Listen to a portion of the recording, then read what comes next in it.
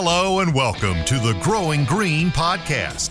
Your host, Jeremiah Jennings, is the owner of Growing Green Landscapes in Birmingham, Alabama, and has a passion for growing the entrepreneurship community for those who are young in business. Being a business owner isn't easy, especially in the early years, and that's why in this show we dive into a wide range of topics covering all the challenges small business owners deal with. Even if your company is generating $1 million or more, the stories from our great guest and Jeremiah's own firsthand experiences will propel your business forward. And now, here's your host, Jeremiah Jennings.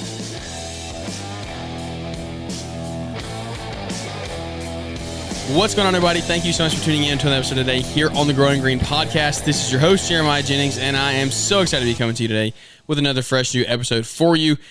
We are excited to come to you with a brand new guest interview, and I love doing guest interviews. We actually got a solo show out here on Wednesday, but back here on Friday with a great guest interview, and I'm excited to get this one out here to you because it's real time. We're recording on Thursday, releasing on Friday, so everything that we're talking about is 100% applicable, and we're talking real time. So maybe if you're listening in the middle of winter, then it might not apply to you, but we're going to talk about a lot of things today. We're going to get into talk about a lot of business growth and things like that. So I'm excited to see where this episode goes. I hope everybody's doing well. Thanks to Brian and Launchpreneur Academy for partnering with us and sponsoring the show.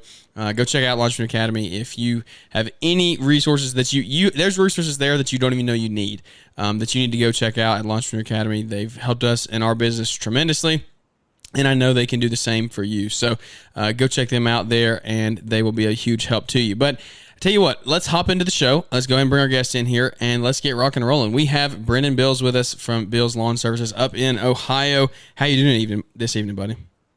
Dude, great. It's been one heck of a year, but we're making it through, and nonstop. Yeah, that's what we were talking before we hit record here, just kind of getting caught up on things. And sounds like you had a lot of business growth this year. A lot has been going your way, but sounds like it hasn't come without challenges and growing pains, which is business in and of itself. Like that, growing pains come with growth. And so that's a really good thing that I like to hear. Unfortunately, I hate it for you that you're going through the pains, but you have those as you grow. And so that's we're in a similar stage to that of you go through certain growing pains that you wouldn't thought you would have had a year ago, but it means your business is growing and moving forward. So love to hear that, man. Well, I'll tell you what, I want you to kind of take the show away. We're going to follow your lead, and you take it wherever you want to. I want to hear some more about how the business has grown the past year, because you're only in your, second year, I think you said, of lawn care. So yeah. Take it and run with it, man. Tell us a little bit about your story. Yeah, so I kind of got the same old story as everybody else, started when I was younger, but I actually started a little bit later than a lot of people. So I started when I was 16. I'll kind of be short and sweet with this because it's kind of your average story. But yeah. I was working at a country club pool desk, and I was like, screw this. It was like $8.50 an hour minimum wage. I was like, I'm gonna go do my own thing. So I could drive at this point. I was 16 years old. I had a little coupe, so I kind of just literally ran with it, threw a push mower in the back of it, weed whacker, blower, and everything. Kind of just drove around and got clients off of like Facebook and Craigslist and just kind of those initial social media softwares, I guess. But yeah, then from there, it was just kind of a side hustle, something I did during the summers while I was still in high school. But and I always had a plan to go to college. So I ended up going to college, and we spent a year at the University of Cincinnati in Cincinnati, Ohio. It's an amazing school. I really liked it. But I came home for the summer, the year after my first semester, and I was like, this just isn't for me. And the major I was in just wasn't my cup of tea. And I was just like, I'm already so far with this, and I love what I do, and I'm just enjoying this even more than being in school, which obviously school kind of sucks anyway. But in my case, I couldn't outweigh the pros and cons and be like, this is something I want to dedicate my time to.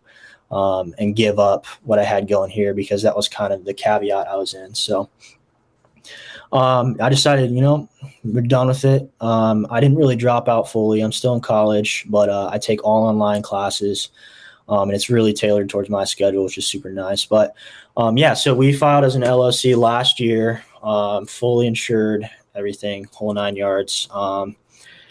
And I want to say that was probably August of last year, maybe September. So yeah, from that point forward, I still had QuickBooks at the beginning of the year. So I was on a self-employed version of QuickBooks. So yeah, we were pushing numbers and crunching numbers throughout the year. So I kind of had somewhat of an understanding how to do that, which was nice.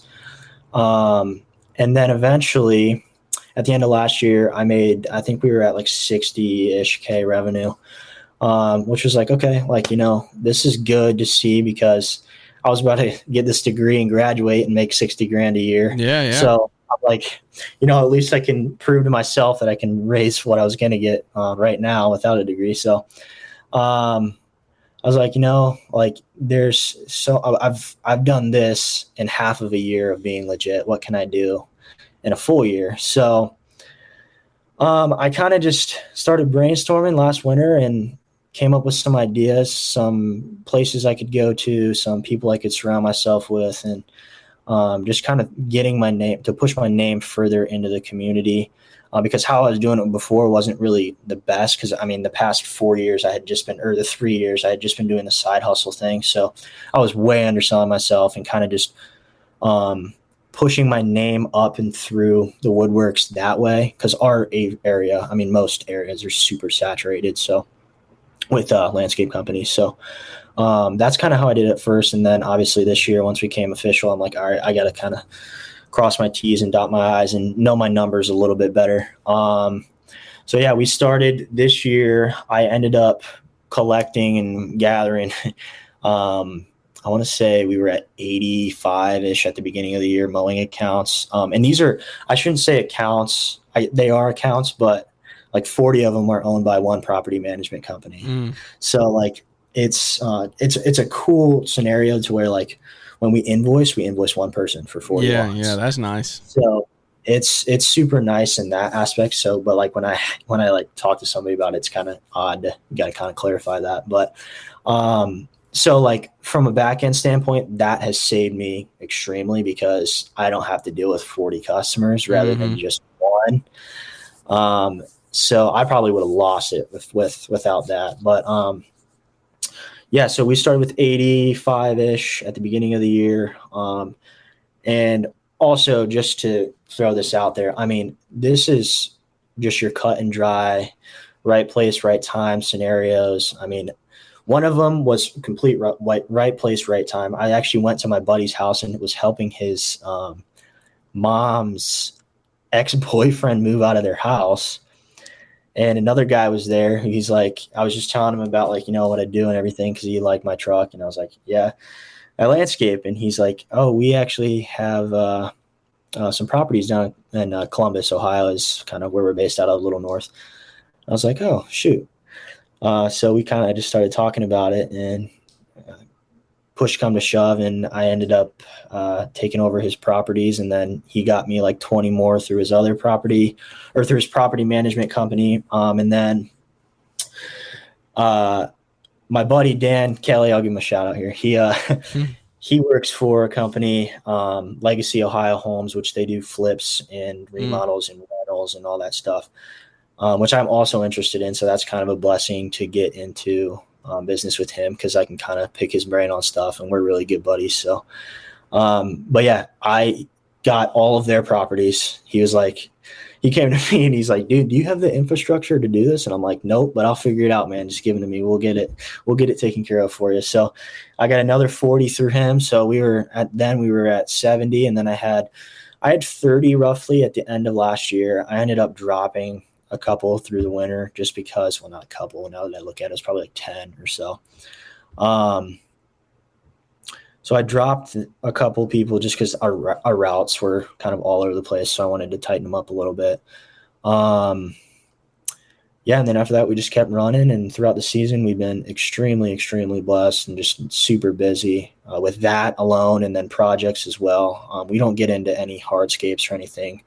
It's strictly lawn services. And then we do a little bit of property maintenance for some of those higher ticket items as well. But yeah, other than that, we have 2 homeowners associations as well. I guess I should preface that too.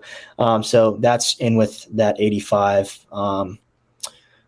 at the beginning of the year. So we started out with those 2 as well. So that's been really nice this year. We've had some ups and downs with one of them, but the other one has been flawless. I mean, we show up, we mow, and that's it. No complaints or anything. So when you say HOAs, what do you mean by HOA? Do you mean common areas, or you have a bunch of houses within an HOA? Yeah. So you do all their our houses? HOA, the 2 we have now are just common areas. Which that's what HOA means to me. When I say that, I mean common areas. But some people do like 50 houses, and that's what they call it. Yeah. So we I got lucky with these 2 because they're smaller. I mean, they're both maybe one of them's probably around 5 acres, and the other one's around like 3. So they're smaller. Okay, not big at all. Yeah. So it was perfect for us. I'm like, all right, so I want to get into the commercial game, but this is like the perfect first step. But yeah, I actually just put in a bid for next year on what you're talking about, where it's like the townhomes. I put in a bid on it was like a 54 townhome complex. I'm way out of my depth in it, but I'm kind of like under the impression or motivation of put myself in a situation and I'll figure it out, type thing. So, so where we're at now, we're probably, I haven't really looked at it, but I know we're at 110 conservatively speaking, mowing accounts. And that's just throughout the greater Columbus area, pretty much inside there's a 270 belt around Ohio or around the city of Columbus. Mm-hmm. So it's inside there. I'd say we're probably around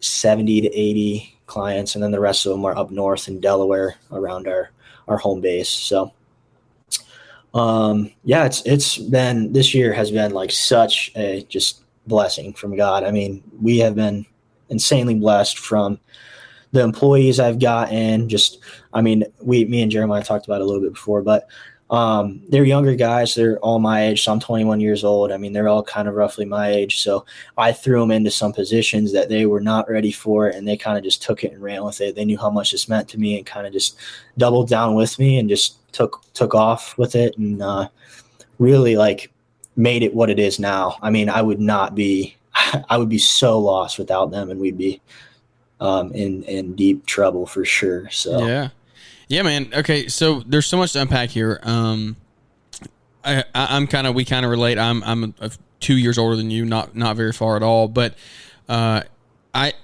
wasn't at the size that you are. Near that size. I'm still not probably at that size, but I'm not at that size, especially not at 21. So tell me, what have some of the growing pains been like through this past year? Because that's some big growth from last year to this year. And we were talking about having good growing pains and things like that. That's good, but what are some of those? Let's unpack them if we can and kind of give some insight on them, what you would do differently maybe moving forward, give some advice to those guys out there who might be in that same situation or in a similar situation, and just how you've handled it moving forward. Man, the biggest thing I can say, is systems for sure. Start with the systems and work into the rest of it. Because if you don't have that backbone, it's going to be so hard to communicate effectively with your guys and develop a common understanding of what you guys want done. Okay. Because you can go and tell somebody something 4 times and it can be the same thing, and they may just not get it because that's just not how they learn. They need something to refer back to and figure it out and kind of keep looking at something as they do it. And as they learn how to do it, they're doing it physically. So, but the biggest thing I could say is just having that systematized, for example, one thing that we're going to implement this winter is our just standard operating procedures. I got to come up with some kind of a name because I don't think you can legally use that name. I'm not sure, but I'm going to put in a standard operating procedure for both of our crews for mowing, and then obviously our maintenance crew as well that goes around and kind of mulches and does that kind of stuff. So I just say systems, coming up with at least something like that to where the standards of what you want your physical end product to look like, having that written out will save you so much communication back and forth and miscommunications in general. So if you can iron that out at first and start with that would be my number one thing for sure. So are you still doing a lot of the mowing? Are you still out in the field? Or are you? Oh yeah. Okay. Yes. So I'm still I was talking to you a little bit about this. So my guys are younger too. So they're all roughly my age. So we had some guys come and go. So I was at a point where I was working like 2 to 3 days a week in the field. And then the rest of them I was taking out, and I was just kind of doing my estimates, invoicing, all that stuff back in work. Yeah. But now I'm kind of just, like 5 days a week, 4 days a week, roughly, which is fine. I mean, at the end of the day, I can't be mad at anybody but myself. I kind of did to myself. And that's also another thing, is to figure out your workload before you step into it, because it's better to start with a helper that can carry you through the whole year rather than try to find somebody else at the end or whenever, like if they're younger guys, for example. I'm not saying don't have younger guys, but if you need somebody in a key position that you're going to need year in and year out, then it's best to do that at the beginning of the year, obviously, when you start the season. Just so that you're not scrambling when you're in the thick of it. And unfortunately, fortunately, I wasn't even expecting to still be in the thick of it. As you've said before too, like it just doesn't stop. It hasn't stopped for us at all. So it just keeps going. And I figured once college comes around and my guys start leaving, I'll have a little bit of time to think about this and hire somebody else maybe. Yeah. But it's just not how it happened. So it's a big learning experience, just kind of move along with it and hire someone full-time next year and just keep continuing to delegate. So. Okay. I did not know you were in college. So what is that? Are you taking full loads of classes? I mean, I know you said it's all online, but. So yeah, mine's all online. Shout out Purdue Global. It's Purdue Global. It's super cool the way they do it, because I was initially just going to say, like, I'm done, like dropping out and everything. But I kind of started to research my options. I'm kind of the type of person that won't just give up on something unless like all options are exhausted before. So I kind of like, I'm 2 years into this, like I might as well just crunch it out and finish it. So I'm like, okay, what's the most efficient way I can do this without getting rid of my time doing this stuff? Because I told my parents and everybody, I'm like, look, I don't really care about college, because they were kind of college heads, like, pushing on college is a thing you need to do and all this stuff. And I just was straight up with them. I'm like, I don't really care about college. Like, this is what I want to be doing, and this is where I want to be. And college is kind of like that second icing on the cake, So I take one class right now. It's quarter based. So I take one class. I can take as many classes as I want in a quarter, but I'm taking one right now, and it's so flexible. I mean, my class is at 7 p.m. on a Wednesday night. So like I just get on after work and listen to what my professor has to say. And then on the weekends, I just do the homework. So. Okay. So you're not bogged down in work of schoolwork. No, it's still a balancing act, but no, it's not nearly as bad as like if I were to be physically in college. Obviously, that would be kind of a big dilemma. But no, yeah, it's been a blessing with this, finding this online kind of whole system that they have now is just amazing. So, yeah, man, that's fantastic. So, let's talk a little more of the day in, day out of the business. You talk about standard operating procedures. As Caleb Allman would say, or I forget who his friend was that did that interview, but general operating guidelines, that might be a good one. That's it. There you go. Yeah.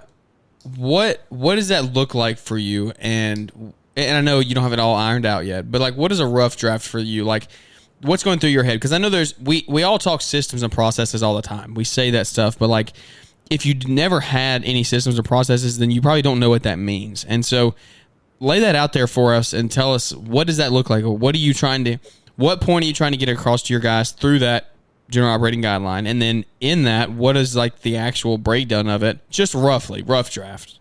This is your invitation to L'Entrepreneur Academy Live 2023 in Novi, Michigan, Saturday, November 11th. The lineup is power-packed. You won't want to miss it. Learn from incredible speakers like Leroy Maines, Keith Kalfas, Caleb and Brittany Allman, Sam Gimble, Weston Zimmerman, and Jeff Joyner, just to name a few. Tickets are on sale now at the early bird registration price of $197. And hurry, because seating is limited to just 300. Early bird registration ends October the 2nd. After that, the ticket price jumps $50, so snag your tickets today. Once you purchase your ticket, you'll be added to our private Facebook group where you can network with other attendees, get access to the discounted hotel room block, and get the inside scoop for the Friday night party, brought to you by Kohler.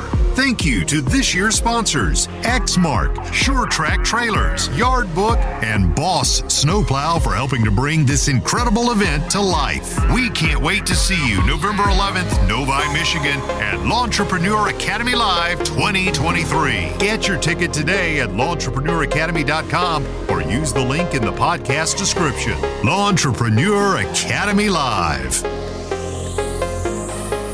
Yeah, so I think personally, it's better to be more concise, obviously, in these standard operating procedures, because at the end of the day, this is the way I look at it. Is it's something that I will tell them, I'll go through it with them. They can look at it with me and ask questions when we do this initial input or output meeting, I should say, when we start enrolling it into it.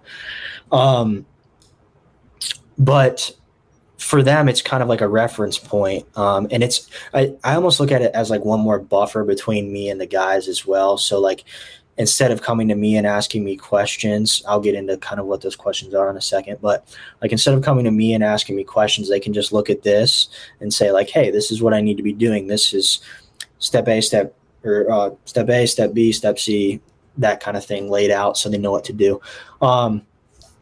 So these operating procedures would basically be like as simple as it gets, like one guy weed whacks, one guy's trimming around the house. We work clockwise around the house, and then retrace your steps, and go back around the house, make sure nothing's missed, make sure we're hitting any obstacles.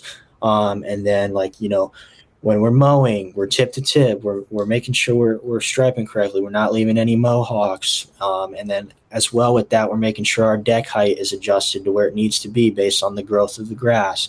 Just that kind of stuff. And just kind of walking it through and ironing it out so that there is no question as to what needs to be done. And that's different for everybody. Like some guys may say like, hey, we need to flip edge the sidewalk every other week, or we need to do it every week, or we need to be blade edging once a month or something like that, so it differs from everybody's perspective. And that's kind of where everybody has their own quality of work, and what they want to set onto them. But that's kind of my view on a simple version of a standard operating procedure. Obviously, as you get up into different roles within a company, they kind of vary. And then it's also kind of like a job description as well. But it's kind of like a detailed version of it. So that's kind of the way I look at standard operating procedures. I'm sure somebody will tell me that that's probably not right, but no, man, I like it. I think that's very good. And it's stupid simple. Like keep it stupid simple. And that is what guys want to see. They want to see how to do this stuff. Get them laminated in the shop, put them in the trucks, like have them on documents if you need to, QR codes, whatever you need to get them in front of their eyes. Make that a thing. I'm a big fan of that. And actually one thing that I've thought about trying to start doing here in the future, maybe give me some feedback if anybody's ever done this, or if you think it's a terrible idea. It's time consuming, but it's time consuming for 2 weeks, and then you should be done. I've thought about doing a quick video walkthrough of every property we have, and just like 30 to 60 seconds, like a highlight view, pan the front, pan the sides, pan the back, especially for little like smaller homes where it's easy to get. You can walk the property in a minute, but take a video when we get there, and just say, this is what we hit, and point out certain things in the yard. Like if there's certain things that aren't normal, they're not a normal yard. Maybe there's a dip in the yard here and the mower scout was pretty bad. Like, hey, look out for this. And do a 30 to 60 second clip for every yard we have. And we do 2 week rotations here. So within 2 weeks, all of our properties would have a video on them. And that would take an extra, it would take a while. It would take an extra couple hours, probably 3 to 4 hours for the whole cycle. But then at that point, those videos are timeless. And as long as we have that customer, that video is valuable. And because here's my thing is like, I'm at a point where when I bring on new guys, I have to go back out into the field with them because I have to train them on what to hit, what we're hitting here. They know normal property lines, but then there's certain places we do bed maintenance. There's certain places we don't touch the beds. And so it's like, there's not a sign in the front yard that says no bed maintenance. Like, they don't know that stuff. And so for me, it's like, hey, let's take the time, 3 to 4 hours for 2 weeks, video all these properties, 30, 60-second clips, put them in an app like Company Cam or something like that. I'm experimenting with Company Cam, but you could do it in a Google Drive if you wanted to.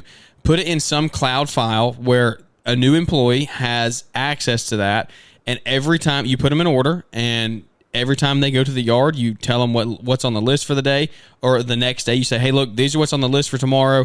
Watch these 10 videos from these properties tonight. It'll give you a rough idea of what we're doing, and then they can teach themselves, and they can, that way your team lead, your crew leader can at least, if they have other questions, they can help them that way, but they're not pressured with having to full on train somebody, because like, I don't know about you, but I don't have guys that can fully train people right now. Like, that's just not the position that I'm in. But what they can do is if they have a rough idea of what to do, then they can say, yeah, we do hit this, we don't hit that. Like, they know the normal stuff. And so that is one thing that, like, I like your list and things. I feel like that is just another process and procedure that you could do pretty easily. Like, you take your video camera out, you take your phone out and you video for 30, 60 seconds a yard, and that's 3 to 4 hours within 2 weeks, and then you're done. And so it's like, I don't know. I think that's a good way to do it. There may be an easier way out there that I don't know, but to me, that was the easiest, most like timeless way to do it.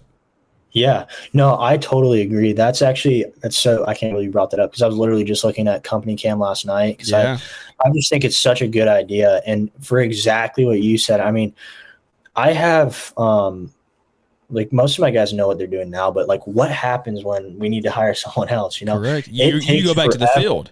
That's the thing. Yeah, and that's not how a business should operate. Like, as the business owner, like, my goal in business is to get to the point where when somebody gets sick or we have to bring on a new guy, I'm not the one going out to do it. And I heard somebody with an analogy the other day. I was listening to a podcast, and he said, business is like a football team. There's the head coach and there's the quarterback. And if the quarterback gets hurt, the head coach doesn't go play quarterback. They replace them. The head coach never goes in to play quarterback. And it's the same way in business. As the business owner, I should build my business to the point where I don't have to go back to the field and play quarterback. I should be able to bring people on and have such good systems and processes. They can put a new quarterback in because they have such good coaches and systems and processes and practice to get that quarterback up to speed. And it's like, that was a great analogy. The way that I heard that, I was like, that's perfect. Like, that's a great analogy. Yeah, it sounds like, I don't know if you've heard, it's like when a chef quits or gets fired, you're not going to go in and start cooking for him. Yep, same thing. I forget who said that. I can't remember, but yeah, that's a great analogy. And honestly, that's like what a lot of people do in our industry. Like, why are we the first ones to hop back into the field, when we need to just like do what we're good at, communicate, and focus on growing or finding somebody to do that position better than we can, because we're so crunched on time. Like, we only have so much time in the day to do our day-to-day tasks and stuff that we actually need to be focused on to grow like wherever our target growth is. But having somebody to do those day-to-day things, and then also having the systems in place to when you go to hire them, will literally, like what you said, will save you from being in the field. So I think that's an awesome thing that I'm definitely going to like research a bunch this coming winter, and look into like figuring out how we can come up with some kind of documentation for each property and figure out like best to implement it. And I think probably company cam is the way to go. I don't know. It may be cool just to kind of do like a dry one with like Google Drive or something, just to see how the guys like it or what they think. Yeah, but because it's like, here, we'll hit on this, then I'll move on. But it's like, let's spend 4 hours in 2 weeks and make the videos, or let's spend 80 hours over the 2 week span having to be out there and train the guy 40 hours a week for 2 weeks. Like, it's a no-brainer. And when you think about it that way, you're like, man, I can't sacrifice 4 extra hours. Like, we got to go. And I'm preaching to myself here because I was going to start doing this yesterday, and then I got busy mowing and I forgot to do it. And it's like, I can't do that. Like, that's not like, no, I have to do this if I want to grow and scale at any level. We have to put these things in place. And it's awesome to hear that you're already thinking about that and going to do that. So I think you'll implement that pretty well. So I tell you what, so let me ask you this, and be as honest and transparent or whatever you want. We don't have to go too deep into this, but if somebody hears from the outside looking in, you have 40 properties and one person controls 40 properties of your 110. That is great because you only invoice one person. But on the flip side, it's like almost all your eggs are in one basket. And so they're not all in one basket. You have a big basket now, so you're spread out. But how have you kind of navigated that? I mean, how important has relationship building been in there? Because and this is like just harsh. I mean, I'm just talking here, but like, you've only been doing it for 1 year. So like, you haven't built up that much rapport with them yet. And so, yes. So what does that look like moving forward? Yeah. So that's where I got really lucky, honestly. Like I said, so my buddy was so I played a bunch of sports with him throughout high school, and he kind of knew my work ethic and the way I was and kind of saw me for who I was. So he kind of vouched for me at the beginning of this thing. So when I went to them and said like, hey, let me handle all your guys' properties, there was a little bit of like, can you really like do this, or can you handle it? Yeah. And I got to give like so much props to my buddy, because he was like, yeah, he's got you. Just don't worry about it. And that's like, at the end of the day, it comes down to communication. I mean, we've had hiccups for sure, and there's been stuff that's been missed out.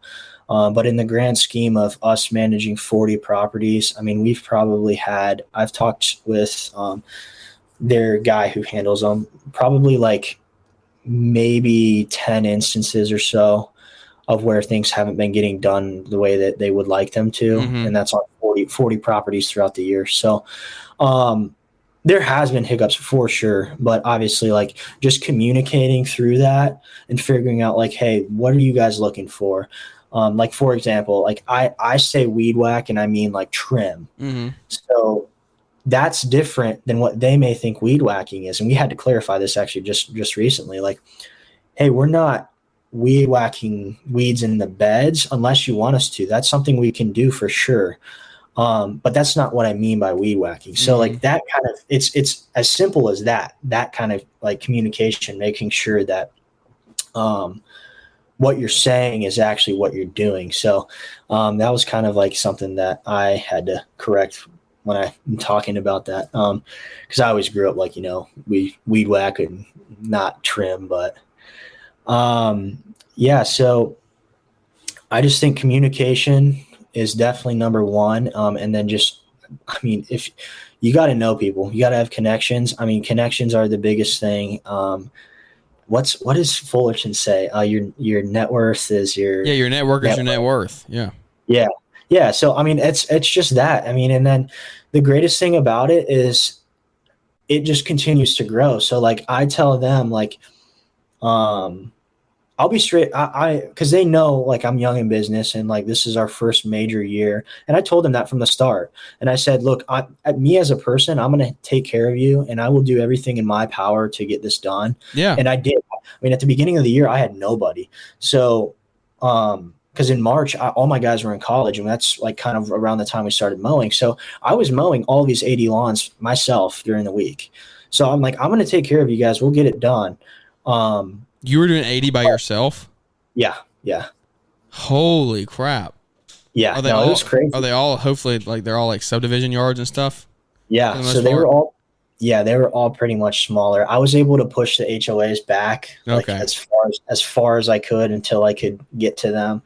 But yeah, they were all like, most of them are kind of smaller lawns because we're in like downtown Columbus, so everything's kind of compact. But no, yeah, that was kind of where I was kind of like a proving grounds for myself. Like, I told them, I'm like, look, I'm going to take care of you and we're going to get this done for you.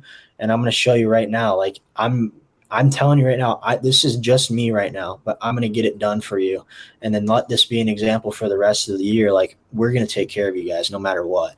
And kind of just conveying that and really building a relationship too is what really helped me, because I have a relationship with my buddy Dan, but I didn't have as much as a relationship with his boss. So he didn't know me as well as what Dan may see me as. So, and that all comes with communication. So like, that's the one thing is the more communication and the more effectively you can communicate.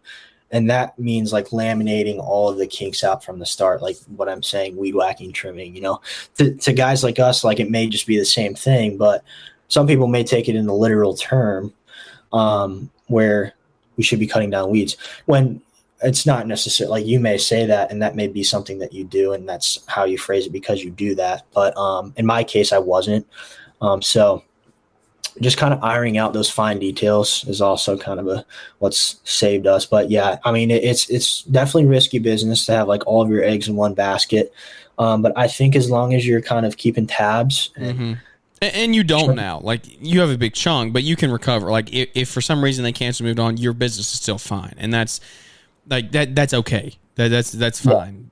Yeah. And my view is kind of like, look, like if it falls through, I mean, it is like, it's a fourth of what we're doing roughly. So it would hurt, but there's other things like we can do. Obviously we can start marketing more, and then we can also start to get more into some projects to fill in that kind of revenue stream that we need if need be, because we turn down projects a lot because we're just focused on mowing a lot of the time.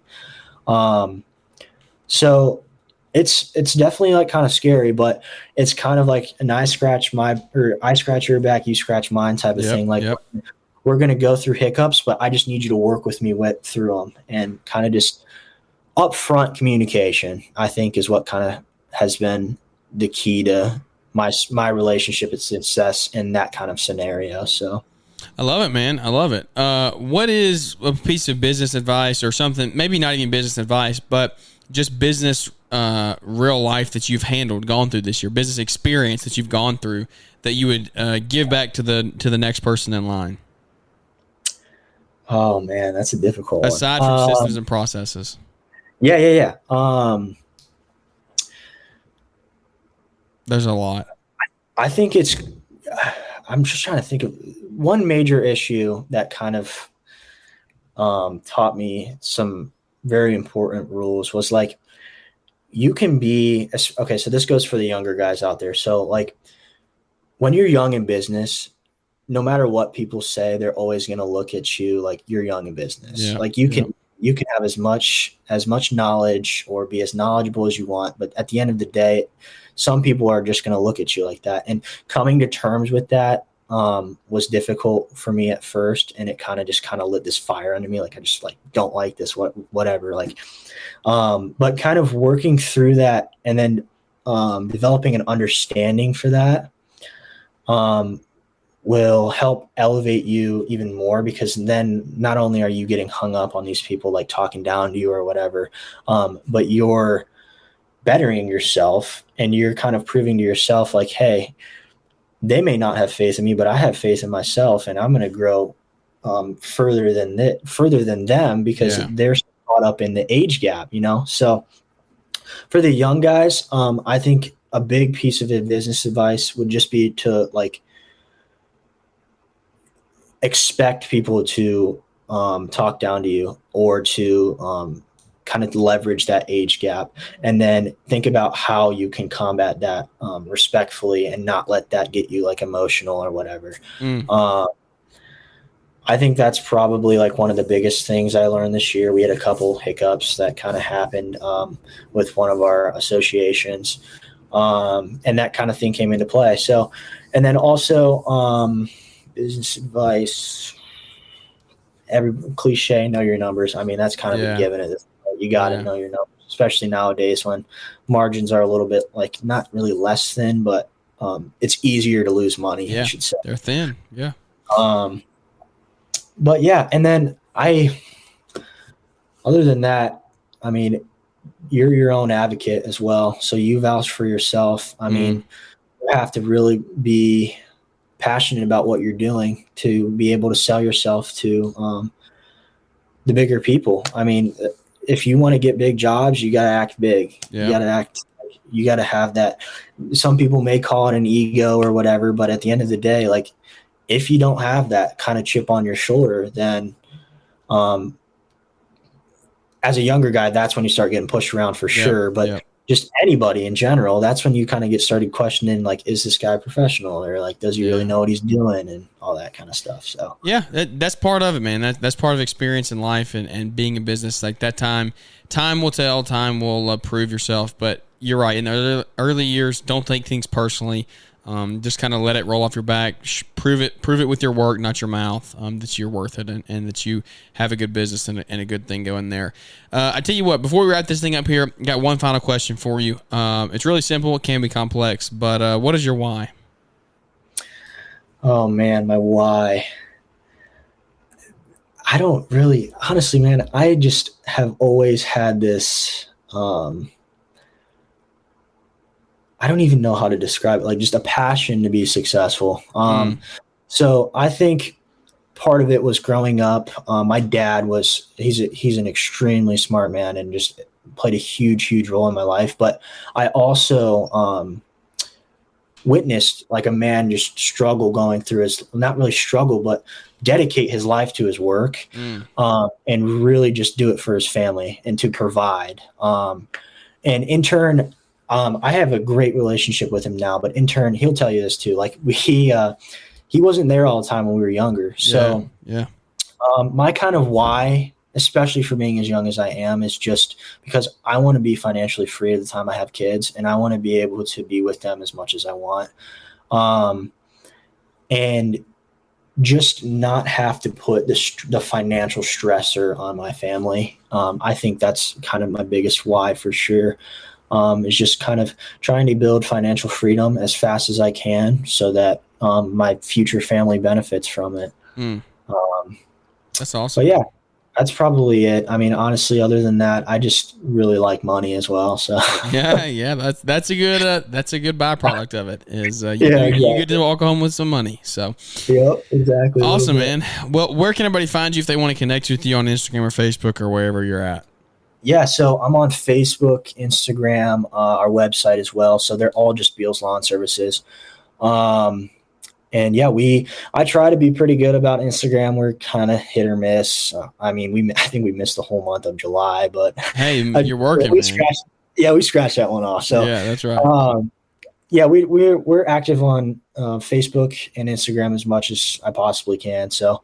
If you want to see some of the work we do, you can check up on there, and then see kind of a little bit backstory, and just kind of what we do on our website as well.